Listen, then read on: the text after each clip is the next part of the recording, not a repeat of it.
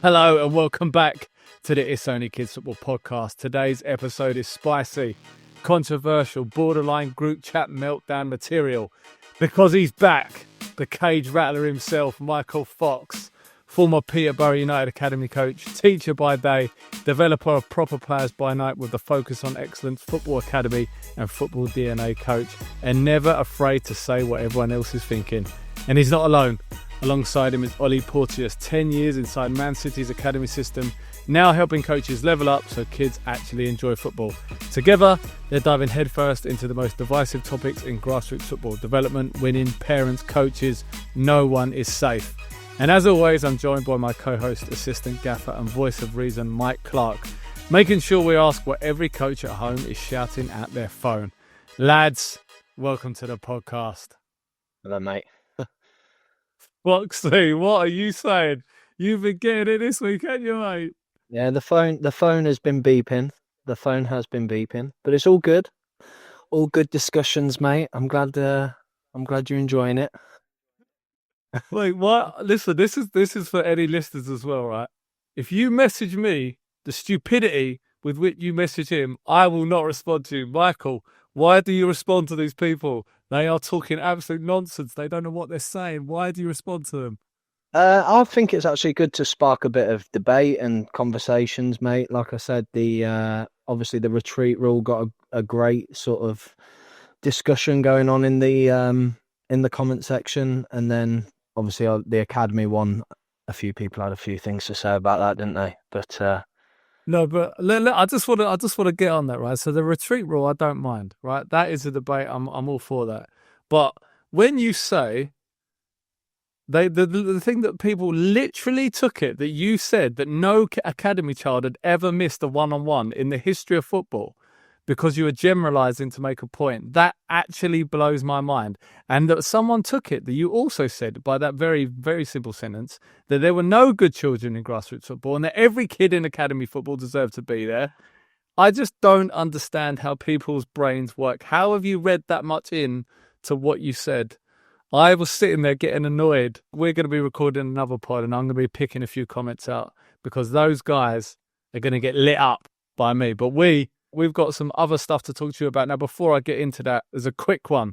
We have a new code from one of our partners, Discount Football Kits. Use the code IOKFFD for exclusive savings when you spend £100 or more. It's only live until the end of March, so don't miss out. That is with Discount Football Kits. Discountfootballkits.com. Use the code IOKFFD. And also, if you're here, please make sure you go and subscribe to our YouTube channel at IOK Football. You will find Mr. Michael Fox on there, lighting up all you fools in the comments. So go and enjoy that. Now, because you're so good, you've got lots of opinions, and we've got Olly here with you too. We want to ask you a lot of the topics that we get sent in and people want to discuss. Now, the decision to not have league tables until under 12s. A lot of, I can tell you what happens in our WhatsApp group, this happened twice this season, is people have been making secret little league tables and they've been getting grassed up. And the league secretary has been telling them off. So you guys, lots of experience in development. What is your thoughts on not having league tables till under 12s? yeah, I mean, for me, I sort of looked at it as going, you remove the table, but it doesn't automatically remove the pressure. And obviously the culture is what we set. And if the coaches are still obsessing with winning, then, you know, it sort of defeats the purpose of not having a league table, if you like. I think, you know, kids tend to know what the result is anyway. I don't see a harm in it, really. I know, I know I personally don't see any harm in sort of having a league table. I mean, what's wrong with knowing who's the best and who's the weaker, whatever? Yeah, that's sort of my thoughts on it, really, mate. I don't see the harm in having one, but I'm also not that bothered that there isn't one. And what I would say is it does stop a lot of the other coaches because there's no actual sort of jeopardy. Yeah, I think what you're saying there is right in terms of it then sort of stops people fast, sort of getting fixated on it and stuff. And like you say, I mean, what does it matter? There's not a trophy or anything at the end of it. And I think if it does encourage people to hopefully try and think about developing the individuals, that should be what we're all in it for anyway. I feel like it's a bit crazy not having 1 to under 12s. Like that feels too much. And the reason I feel like about that is because some of the best times I had as a kid, my memories are winning like trophies with my mates, and it seems such a shame that they have to play up to under 12s and they don't get the opportunity to do that. Like, it's fun. That's why I feel like taking that away from it is a bit of a shame. Yeah, I mean, well, when I always remember when I was a kid, it was getting your name put in the paper because you'd scored. It was them little things, and I still have them cuttings now. So I think, like you both alluded to, removing it doesn't fix the problem. So we've already said there that coaches are making secret league tables, and I think we've got to give the environment. That's what the focus is. It's about having the right people in the right place and making sure that the children learn how to want to win and learn how to lose effectively. And I think that's a healthy part of what development is about. The other thing with league tables is, come the summer, there's tournaments. And it's the same thing. There's a league table almost for the tournament, so they know where they're going to be ranked. Everyone's got the Tournify app or a similar app. So it's not like it's completely alien to them. They do school tournaments, and it's the same thing. So yeah, it is an odd one. I do see the other side of the coin, though, around, people do become fixated. And if there is a table, would they become more fixated? Possibly, yeah. I think what you said there, mate, about at times we have the tournaments. I think that's where it needs to go, that the kids get a well-balanced diet. So sometimes this game means nothing, just go and play, enjoy it, everything like that. Then we'll have a festival where there's a little bit on it, and then you do get a competitive tournament every now and again, and then the kids are getting a sort of a variety of different games, a variety of different challenges, and I think that's where we have to try and get. Certainly with the grassroots sort of program, if you like, I think it does need a little bit of tweaking and modifying, if you like. The thing is, the kids always come off and say who's won and lost anyway. So it's not like you're not cheating them. They keep score. They're aware of who wins. It's not like this is some sort of trick where you've pulled the wool over their eyes. They know the outcome. So it kind of feels a bit pointless. Like I say, for me, I don't mind it, early age groups, but I feel like it's a shame to carry it on to under 12s. And the reason I don't mind it necessarily at the real younger ones is because I do think that coaches, when there was something on their line, they wouldn't give fair game time.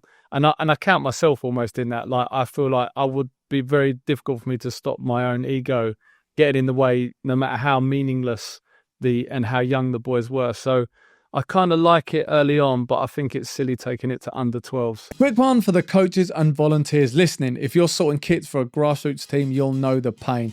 It's never as simple as it should be. That's exactly why Discount Football Kits exists. They supply quality football kits at prices that actually work for grassroots clubs. No nonsense, no hard sell, just reliable teamwear that turns up on time and looks the part on match day. From full team kits to training wear for growing squads, everything's built to make your life easier. If you're tired of overpaying or overthinking kits, head to discountfootballkits.com and get your team sorted today. Another one, I'll be honest with you, I just don't understand, because I just think it teaches the strangest habits in football. And then, what stuck with me, Fox, is when you were saying like lights on, lights off, is heading. We are literally telling kids to get out of the way of the ball. They give a free kick, gets given away. So if the ball's there to attack it, at a corner or a goal kick, you're telling them to turn away from the ball, and then you penalise them if they do head it. And football has heading in it. So, and I know that it's maybe like around protection of heading the ball and stuff. Now, you guys might know more about this than me.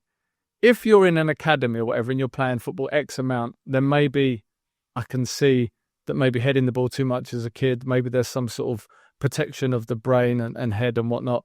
But you're playing grassroots football. I mean, what is the percentage of people that play grassroots football all through their childhood, and there's nothing wrong? No one's got this major head trauma. And the way the footballs are made now, are we really suffering major head trauma by heading the ball? I don't know. What are your guys' takes on that? That one, right? I think it's a case of leaning into the experts. So I think, again, if there's been evidence done around it, if we're all coaches, we all care about the players, right? Players come first. We want to protect the players for sure. But I think you make some really good points there in terms of we don't want to be teaching habits that we then have to unteach. That becomes a really messy process as a coach, as a player. And again, it's about protecting the players, but making sure that they're in a real environment, playing football with the real rules and learning through what the game is actually. Yeah, I mean, I'm the same, obviously, with sort of Ollie there. I mean, obviously, you sort of have to lean on the experts in terms of, if there is science behind it, I don't think we can argue with that. And if there is a general concern, we have to go with them. Everything's sort of changed in the world in terms of different things. I mean, when I used to go out, it used to be people smoking in nightclubs. That's changed now, so we have to sort of lean on them sort of things. I mean, my sort of take on it that we've seen is the ball will be coming and a kid is petrified to head it, so he's like sticking his foot up really high, and then you have that risk as well. So it's a real difficult one. It is a difficult one to sort of manage, but I think what I'd add to that is the free kick rule. What you said, Ben. I think you can't be penalising players for it. So, okay, if we're not doing it, that's fine. But they haven't committed a foul and they shouldn't be penalised for not heading the ball, which is a rule. I think that's got to be looked at for sure. I mean, we've played ones where teams are literally sort of like booting the ball into the box, knowing that you can't sort of head it away and things like that. So it becomes a little bit, people start to try and tweak the game to sort of take advantage of a rule, really, and that's where it doesn't sit right with me. Yeah, I'm with you. That's where a lot of the frustrations comes. Is around the penalisation of it, and also from a referee's perspective, especially at Grassroots, where most of the refs are like 14-year-old kids. It's difficult for them to, if it's accidentally hit a kid in the head and you got the coaches on one side, you got parents putting pressure on. Kids just want to play and they have to blow it up and explain, and then everyone's, oh, this is a stupid rule. Or I do feel bad for them in that case, but bigger picture here, as you said, following the experts' advice. If they have seen links and correlations between heading the ball at a young age and then further, issues around the brain or head injuries or further impacts around health, then you just have to take that. And but it is a hard one, and we're only the start of our journey. But as you said, Ollie, around teaching kids out of these habits at a certain age when they can head the ball, I can imagine that becoming a struggle more and more as the years go on after this rule was implemented. Again, as soon as you have to teach something and unlearn it, I think that becomes a real messy situation for the coaches involved. Another one is again, I'll start by explaining I understand the reasoning for it. So kick-ins, okay? So the purpose of a kick-in is that we're going to give the kids more touches. You're going to allow them to dribble on. We're going to create situations where they're going to, use their feet, and we're not going to get kind of, we've seen long throw-ins, but we're not now entering the game, but we're not going to kind of focus on this element of it. Well, first of all, in my opinion, it's not real football, so I don't understand it. We've now got to teach them how to do a throw-in later on. And the other thing I don't understand is the ability to cushion a pass back, bounce a pass back, control it on your chest, control it on your knee, different parts of the body you're using to control the ball. That's football. That is technique.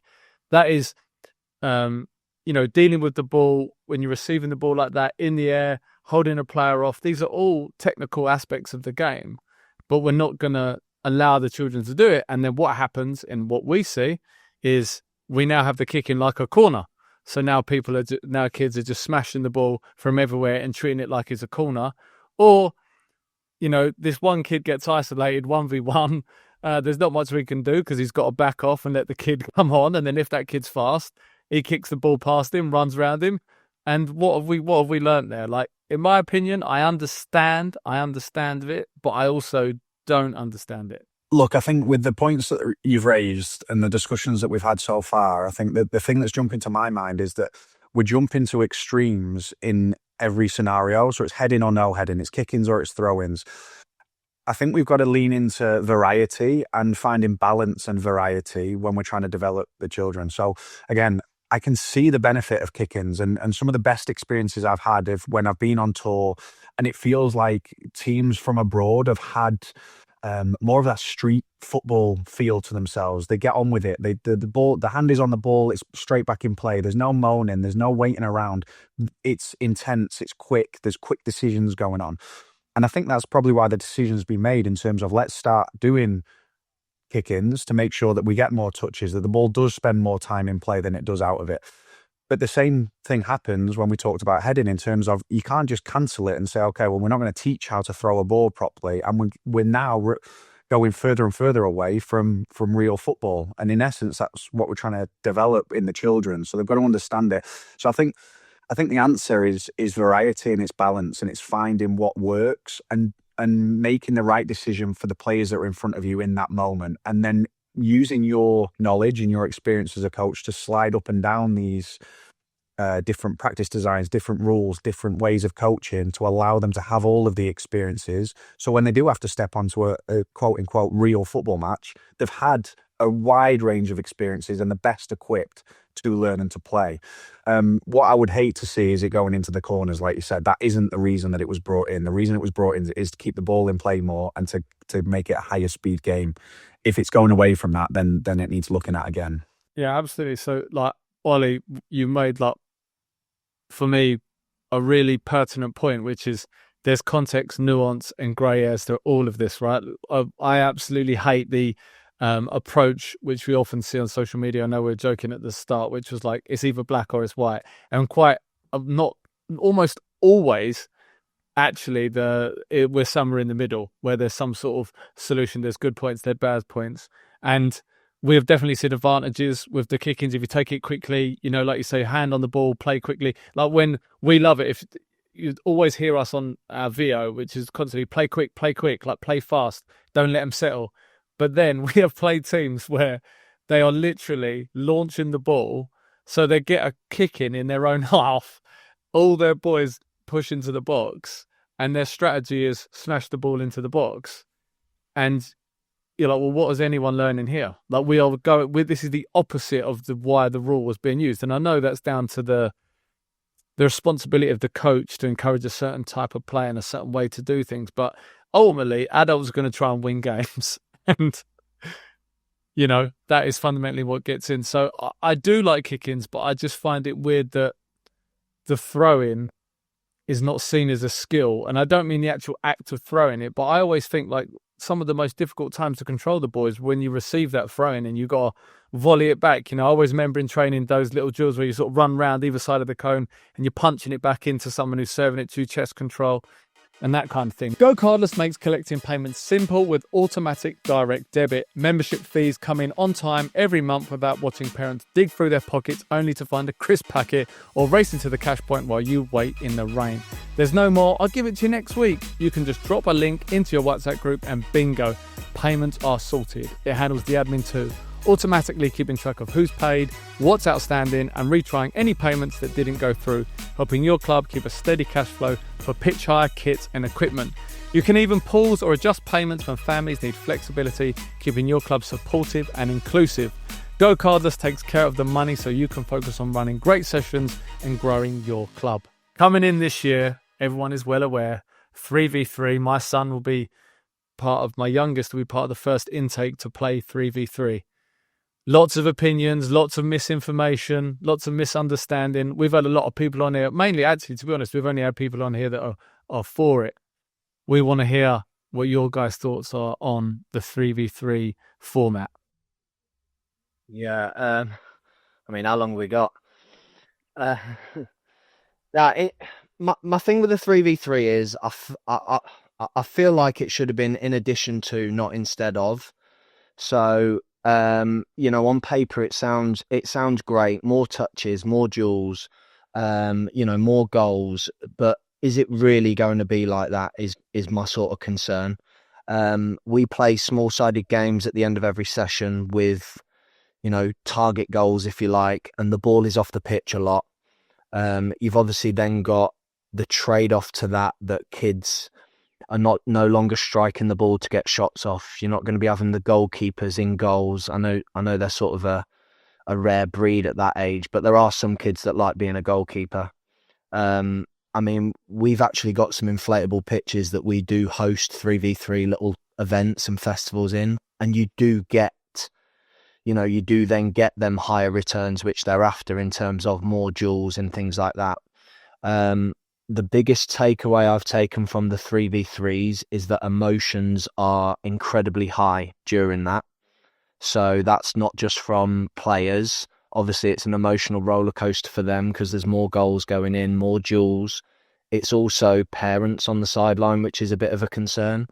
With more duels, there's more fouls, that's more pressure on referees, which means little mum's not going to like the fact that little Jimmy's been kicked, and that's a bit of a concern as well.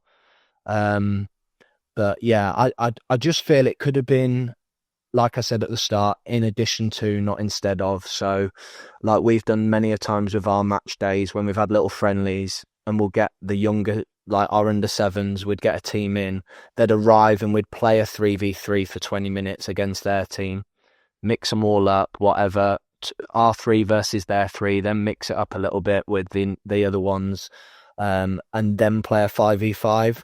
I think, some kids really enjoy the 3v3s. Some kids are more suited to having more space, running with the ball.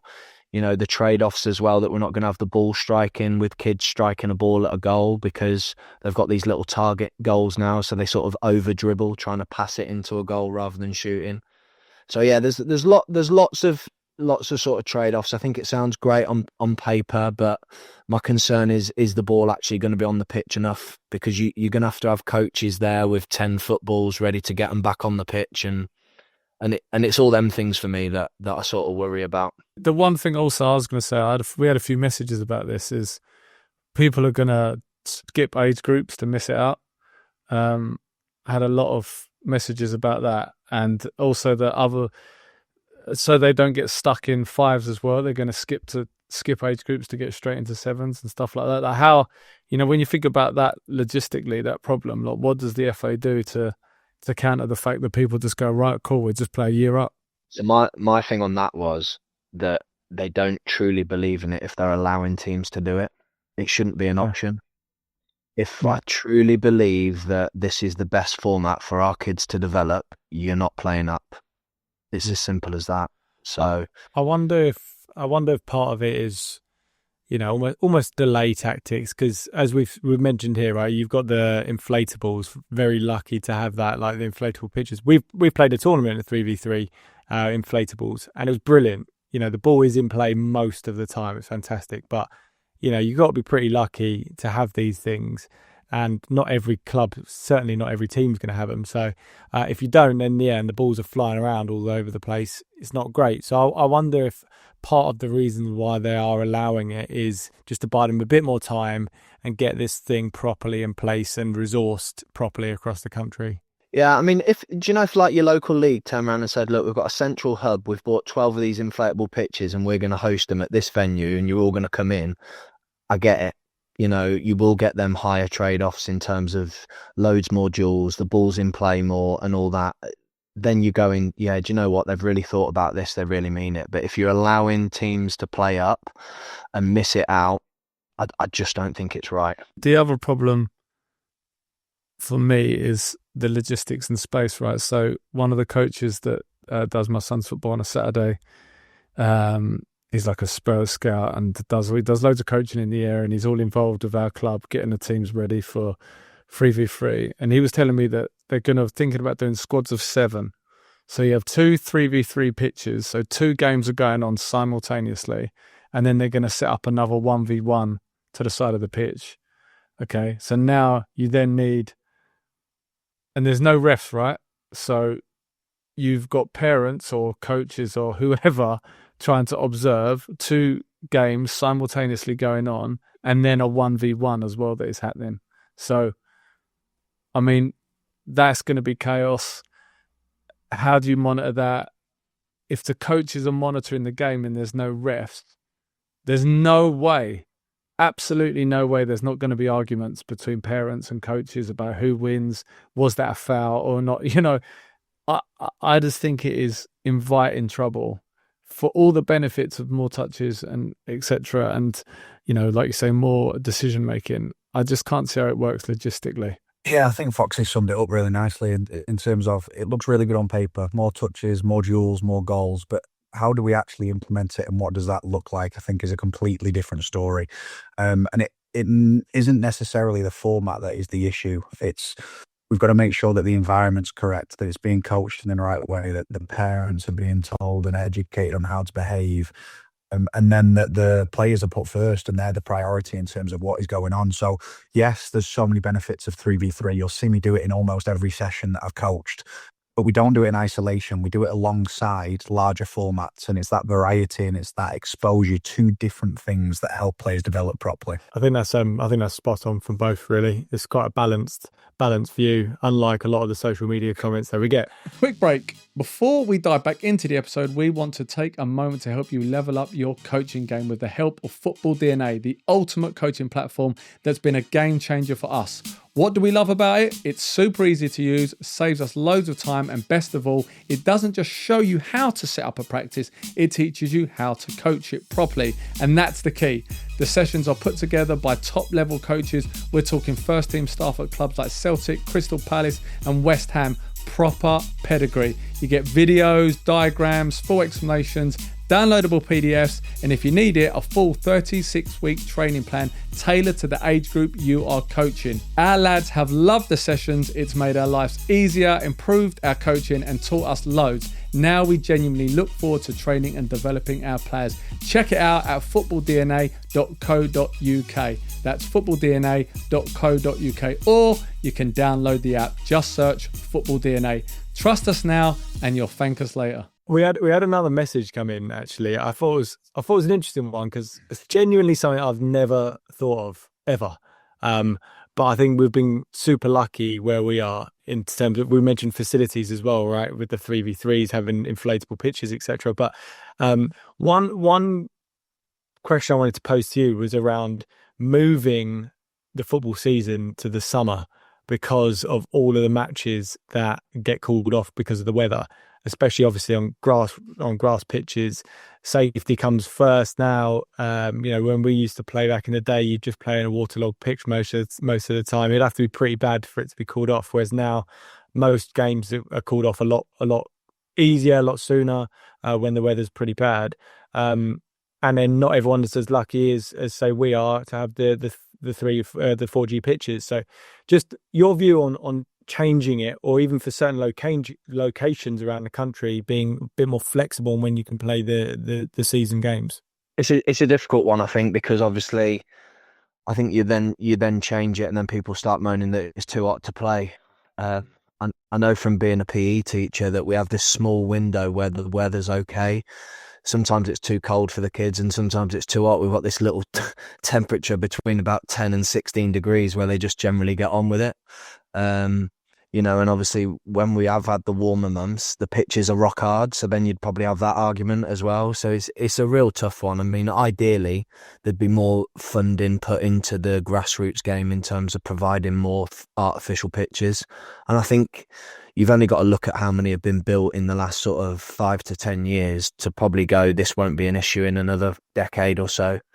But I think, like I touched upon earlier, I think we could be more creative in terms of giving the kids different sort of games rather than it just being we turn up for a 40-minute game. Why not get 4 clubs together at the same place and we have a little festival, so you've got more on a morning rather than, and over the season you could then go, yeah, but last week we played 80 minutes of football, so it doesn't feel as bad that we're missing this week because it's raining. One thing that I think in agreement there in terms of I've never actually thought of it. I've never gone, okay, what does this look like and how do we move it? But I'd lean on futsal a little bit more as well. I think it's up and coming. I think it's something that's been introduced in terms of academy football more. It's something that when I started my coaching journey, it wasn't really talked about. It wasn't really utilised. And I think if we can start to utilise some of the indoor venues that we've got across the country in terms of, again, exposing players to different environments, different rules, different setups, different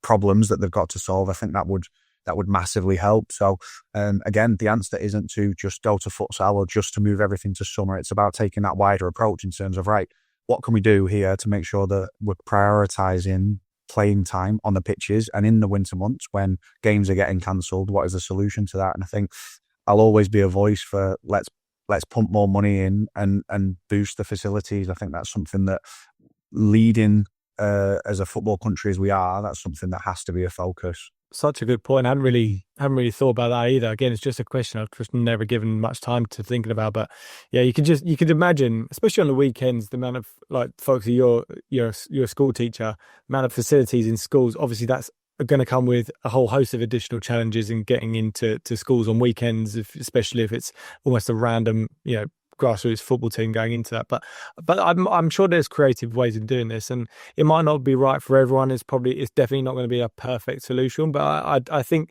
there's creative ways of, as we were saying, that ultimately you just want kids playing. And whichever way you can get them to play, whether it's inside playing futsal, whether it's outside on a 4G pitch, whether it's doing whatever, as long as they're out playing, that's the main thing, right? Just getting them on the ball. Sure. Yeah, 100%. As well, in terms of you've got to play in different environments. So being on a pitch that is waterlogged, that is freezing cold, that is bobbly, being in an environment that isn't so nice. Again, I think that's really important, especially for those that academy players that are in these facilities that are beyond anything that you can imagine as an 8-year-old walking into £220 million complexes that have got absolutely everything. That's also not the right thing for development. So it's like, hang on, there's got to be a mixture. There's got to be different exposures to different environments to help them on this journey. You pose a good point there, and it's one that Ben and I have debated a lot, actually. Our boys very used to not the £220 million facilities, albeit, but pretty good, I would say, at Lem Forge and for Lee Ramblers.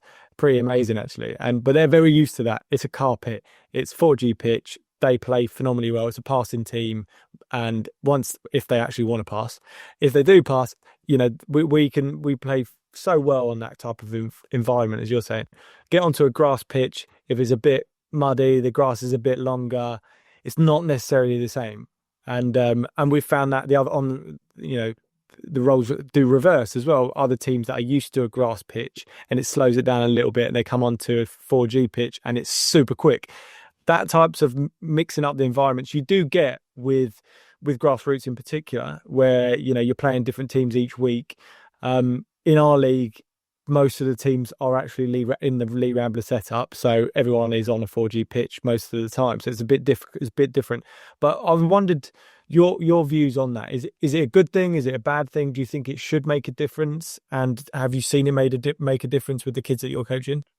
I'll go back to the point now. Be careful how you label this, because last time we spoke about grassroots versus academy, we got a lot of things. But I'll go back to the point of where we can learn something from each other in terms of we're all working towards the same thing, which is to help these kids on their journeys. So the academies will think about things like that. So we're not always going to play on a 3G pitch. So when we used to get grassroots clubs, they'd always want to try and come in for a game or for a midweek game. Sometimes they'd be really shocked for us to say, no, actually, we want to come and play on your pitch. And, we want to play you at your style of football, because these academy kids, every academy club tries to play the same way. We get it down from the keeper. We try and play short passes out. We try and play through the thirds, etc. Well, that's where these coaches in these academies start to think outside the box and go, actually, when was the last time our kids had to deal with a ball being pumped from the goalkeeper? It doesn't happen, because everyone tries to play the same way. When was the last time our kids had to play on a cold, wet park field where it's bobbly and, what's this mud stuff stuck to my boots? I'm not used to that. Yeah. All them little things.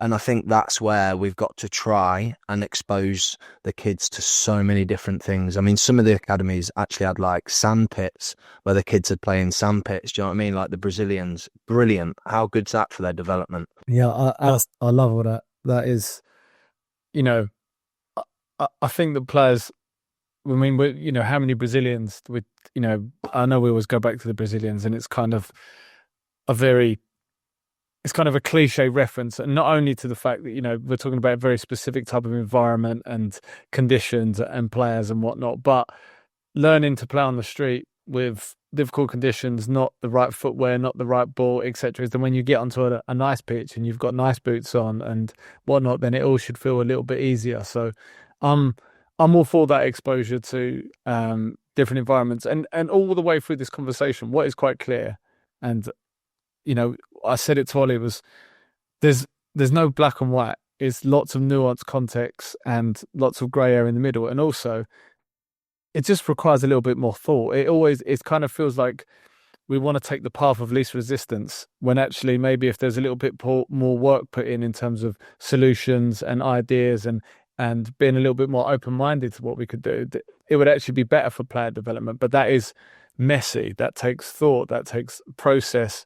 And maybe, that isn't what people in the organizations that control this stuff want to be doing. Now, one thing that they have introduced, and we will reference them as they, is silent weekends. What are your thoughts on silent weekends? Someone asked me this question the other day, which is why I thought it'd be a good one to ask you. So again, I just go back to what I just said a second ago. For some people, this is a really good idea, because you need to shut up and you just need to let the kids play. But that means we're penalizing all the other kids that maybe want to hear from encouragement from their parents and want to hear they get a goal celebrated, and they want to hear, not all parents are bad and not all parents are good. And the silent weekend seems to take a blanket overview of everything. And yeah, I'm not sure where I really stand on it. I see the value in it, but I also know that there are kids out there that love hearing a clap and a cheer and a come on. So what do you guys feel about that? Well, I actually I didn't hear about it until this season. It was the first time. I think, do they do 2 across the season, or is it 1? I'm not sure. Yeah, 2. So, I mean, I personally don't like it. I don't think sports should be played in silence. I feel that people just need to be educated better. I think there needs to be more out there for parents. These volunteers, in terms of coaches, have to do online courses, whether it be safeguarding or intro to football. Why is there nothing for parents? I know one academy that I went to, which was the first time I'd ever seen it, but I'm sure you've been to trampoline parks and things where you used to sit down and you had to have like a little screening video, and it'd be about 2 or 3 minutes. Well, they used to have the parents that would be arriving, the away team. You would sit in this room and there'd be a screen come up, and it would literally educate you on how to behave on the sideline and the things they would like to see. I've seen clubs do real positive weekends where we want you to be extra loud, bring a drum in, bring a vuvuzela, scream and shout, but it's all positive, over the top, if you like, because I think kids need to feel, again, we go back to that, putting them in different environments. They should never have to be in an environment where people are screaming, shouting, what was that? All them sort of things. But it'd be great to create environments where it is loud, but it's all positive. I mean, I'll go back when we went on tour. We took some under-8s to a Germany tournament, and there was, I think they were a Slovakian team. Every one of the parents had the kit on. They had this massive, giant teddy bear with a huge drum, and they were going boom, boom, boom, singing chants. Our boys did not know what was going on. Their kids loved it. So that sounds fun. I just feel like there needs to be more education for these parents. I mean, I've had to referee a game before where the ref's not turned up, and I've had abuse, and I've stopped the game. And because I've been around it long enough, I've literally gone, would you like to referee it? Because I'm not perfect. And as soon as you do that and you question those people, I mean, the academies are lucky they have all these staff that can walk around and go, listen, that's not how we behave here. But it's hard for the grassroots clubs. They don't all have that. But I just feel there needs to be a little bit more education. That's not how we behave. The kids don't respond to that. We're not having that here. Those sorts of things. A lot of the points that we've been talking about, right, have actually, it's all been centered around the kids, but really a lot of the issues are around the parents, the coaches, the adults, essentially. And I'm glad you said that, and we'll definitely touch on that in a deeper way. But Olly, sorry, do you want to take us from there? Up any better? I think Foxy texted me a picture of when this came out and said, "What do you think of this?" And I just said, "Don't get me started. What a waste of time." And I haven't got much more from that opinion, to be honest. I think he summed it up really well. I mean, I can kind of see what they're trying to do, but we're punishing the minority. The majority because of the minority. And there's got to be a better solution than that. Sport isn't designed to be played in silence. Kids love it when the celebration goes up, when there's a goal. I've shared experiences that Foxy just explained there. Some of the best times that we've had is when we've gone on tour, and the kids have been exposed to drums, vuvuzelas, noises that they've never experienced, and gone like, "What is going on?" But they've loved every second of it. And I think instead of educating the coaches all the time and having that conversation, there needs to be more in place for how do we educate the parents and what does that look like. The caveat though, and to spin and to argue my own argument, there was times in the academy that we did parent-free sessions, and you saw the children fully relax and just enjoy the fact that they're not looking up at the balcony or they're not looking across to mum and dad to try and get what that reaction is or what that feeling is from them. They were just focused on playing and being in the moment. So sometimes the players did react and play better when the parents weren't around. So I think it's that making sure that we're educating the minority so they don't ruin it for the rest of us. And just before we get lit up in the comments again, I would say that a lot of this is actually communication points, because on the silent weekends you are allowed to applause. So it's not properly silent, but it's just positive, applauding. I think that's probably the only noise you are allowed to make, but it wasn't like totally silent. But again, there was just so much confusion around the whole thing. I don't think it really properly landed, or it hasn't landed so far, I should say. The coaches are still allowed to talk as well, though, aren't they? So it just sort of defeats the object if you've got a coach that screams and shouts at the kid. I don't know any like that, Michael, do you? Great weekend for us, Ben. Everyone could hear us more. You know what? Like, I think it's great your sort of approach on that, because when we had a silent weekend, and I can't really remember our game. It didn't really stick in my mind anything that happened. But what I actually do remember is when I turned up before our game and the other games were happening, was that it was dead silence, and there was like not a positive feel. There was no like good energy. It was almost too scared. Like, we don't want to get in trouble. This is weird. We're standing here. Our kids are playing. There didn't seem anything positive from it. And really, I mean, maybe you could argue, who cares what the parents think? It's what the boys enjoy. But yeah, I kind of feel like it's a bit of a shame. If you're involved in running a grassroots football club, the football part is easy. It's the admin that takes over your evenings, weekends, and sometimes your sanity. We're excited to partner with Love Admin, the super simple club management platform designed to take all that admin stress off your plate. Whether you're managing a youth team, a community club, or a full academy, Love Admin helps you run things smoothly without drowning in spreadsheets, WhatsApp groups, and late night payment chases. Love Admin handles memberships and registrations, automatically collects payments on time without you having to chase anyone, keeps all your messages to players, parents, coaches, and volunteers in one place, helps you organise volunteers, and gives you clear reports so you always know what's happening across your club. If your club's been saying there has to be a better way to run this, there is. It's Love Admin. We've got a couple more questions, but Foxy, I want to give you your opportunity to, if you want to add context to the responses you were getting about grassroots versus academy. This is, you don't have to, but this is your chance to respond to some of the, I'll say it for you, idiotic responses. So what are your thoughts? Everyone's entitled to an opinion, just like me. So yeah, they're not. No, you're not. If you're stupid, you're not entitled to an opinion. I'm just going to say it straight there. Yeah. I mean, the ones that always, it was hard when I was working in an academy, and you sort of have to bite your lip a little bit. Is the bits that always get me is when academies are seen as bad because they have to release players, and it's really hard to listen to that, because there's some amazing work going across the country, whether it be from Cat 3 to Cat 1.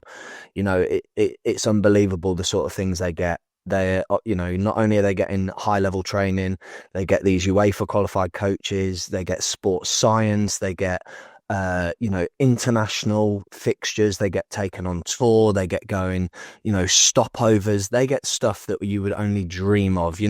Lots of them get to meet the first team players, whether it be League 2 players or Premier League players, depending on where they're at.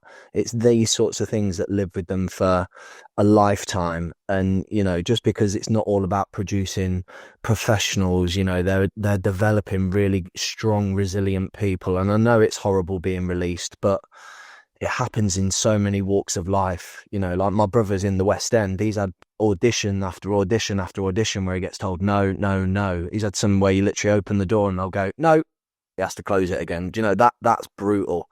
My one thing I would say I do feel that needs to improve with the academies is probably the sort of aftercare when a player's been released. I get that it's hard, and it's not nice, obviously, being told that you are being released from a football club where you might have been for 4 or 5 years. That is difficult for a child, but I think the amount of positivity and the amount of amazing things that they get to go through in that small journey certainly outweighs the being released. Because let's be honest, like we know, 99 point however many percent are going to end their journey before making it as a professional footballer. But that doesn't mean it wasn't successful.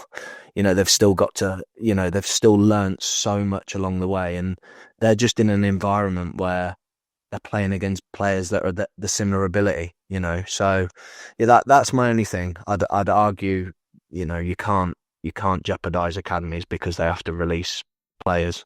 Absolutely. Foxy, you are a football DNA coach, and people are listening. We've done your sessions. We loved your sessions. What, if any of Renner is listening, I mean, we've spoke about your sessions on this podcast and actually showed the ripple effect, the knock-on effect of doing your sessions, and then we edited it together a video that showed us executing that in a game. Certainly nothing to do with our coaching. It was just a session that we were able to put on. But for people that are going to go on the app, what are they going to get from one of your sessions, and any tips you'd have for coaching around those sessions? Yeah, I mean, the thing with all my sessions is I try to design simplistic sessions that don't require a lot of setup, and it allows the players to understand what they need to do very simply so the coaches can focus on what it is you want to learn. You don't want runway laying out with loads of cones, loads of different bits of equipment that the kids can't work out, and then you're spending your whole time, no, you need to run there, no, come here, do that. No, you end up, you lose your head. The players don't know what's going on. No teaching's going involved. So I hope they'd look at it and go, it's simplistic, and then it should allow them to work on the things you want the kids to get better. And that's something we're trying to do now. Myself and Olly are working together a lot more now with working with, whether it be online or we've done sort of open sessions where coaches can come in and watch us coach and then just talk through simplistic, sort of session designs and stuff. But I know Olly's got loads on this, so I mean, he can obviously talk about that. Yeah, Olly, we wanna know about how you guys are working together. What is it you're doing? And for any coaches and parents listening out there, where can they find the stuff that you're putting together, the project that you're working on together? Where can they find this information, and what are they going to get out of it? Look, this has happened naturally as me and Foxy have just talked and just discussed things together. And I think like the point that jumped into my mind when he was speaking then is it's about doing the basics consistently and really well. It really isn't more complicated than that. It's what do the players need in this moment, and how do we create effective environments for them to practice that and challenge them and support them, and that there's a balance there between both. And I think myself and Foxy are putting our heads together in terms of there is so much content out there in terms of what to do.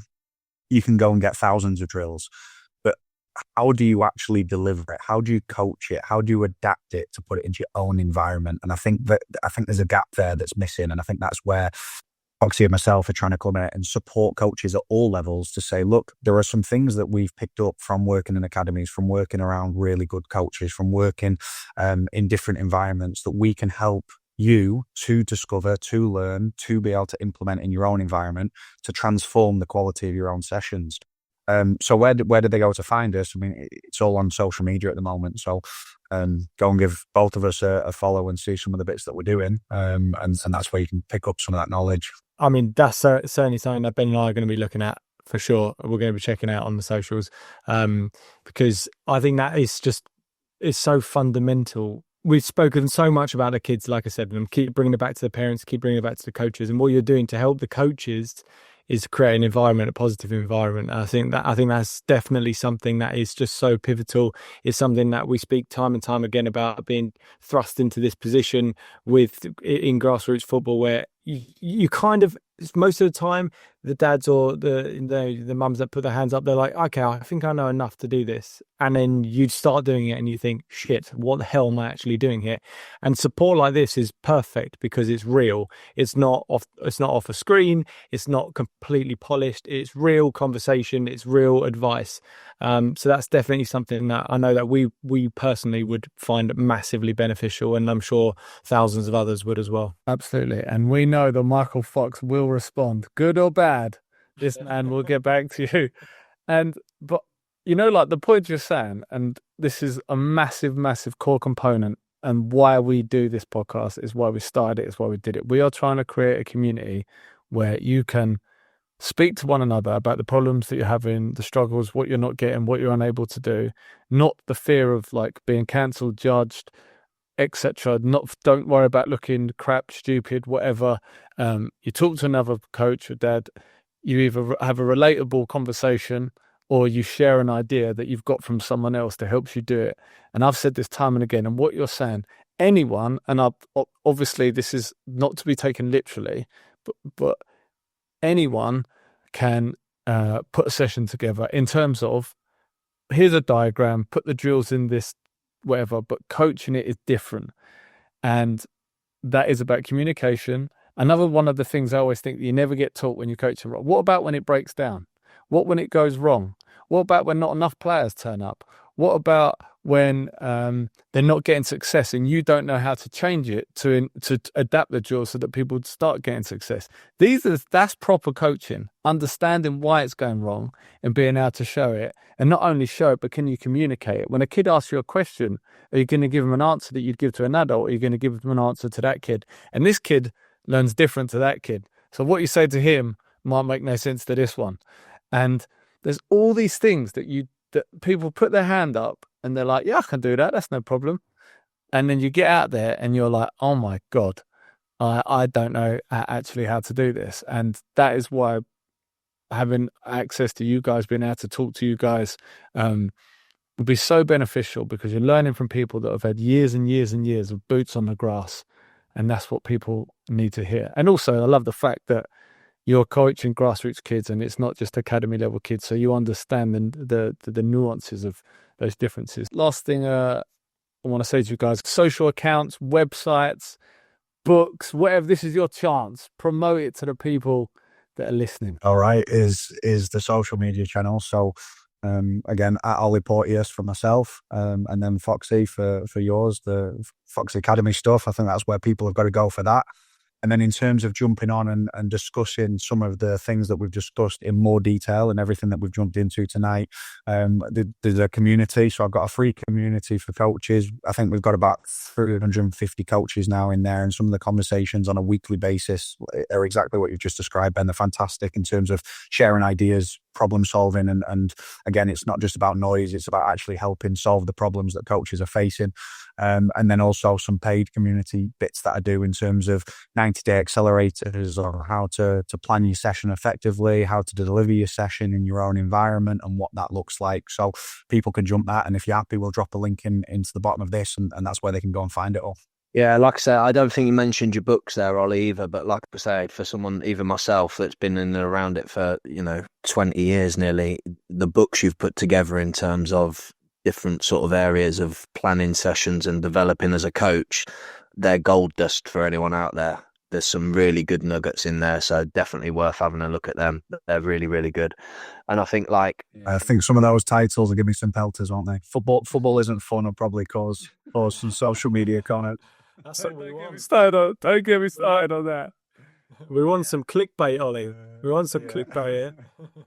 But yeah, like I say, I mean, the whole thing we're trying to do is obviously everything is based around the players, but ultimately, if we can our sessions are designed to give players, build them full of confidence so they can go back to their grassroots clubs or play for our club full of confidence when they step on the pitch. The next part is the part of trying to give coaches like yourselves and others out there the confidence to go away and plan a session that is going to help their players. Because ultimately, if we get better coaches, we get better players. which is just better for everyone. And that's great. Appreciate it. And guys, yeah, everything that the guys have spoken about, I'll put all the links in the description, both on Spotify, Apple, and YouTube. And if you can't find it there, then just come direct to us on social at IOKF Football, and I will point you in the right direction.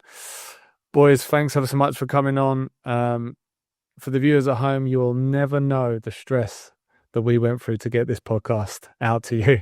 So I hope you appreciate it. But Olly, Mike, thanks very much. And that's it for another week. Whether you're just starting out, halfway in, or hanging up the cones, if you're thinking, I could be better at this, good news, you're in the right place.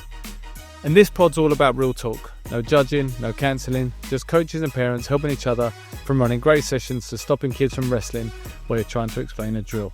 Massive thanks to Michael Fox and Olly Porteous for bringing us the knowledge, the honesty and the expertise. They're here to help you level up too. So don't sit there stressing, ask the questions, share the struggles, learn together, and remember, don't lose your head, because at the end of the day, it's only kids football. If you enjoyed the podcast, please take 2 seconds to hit the subscribe button and turn on notifications so you don't miss future episodes. And if you want to check out our previous episodes, just click here.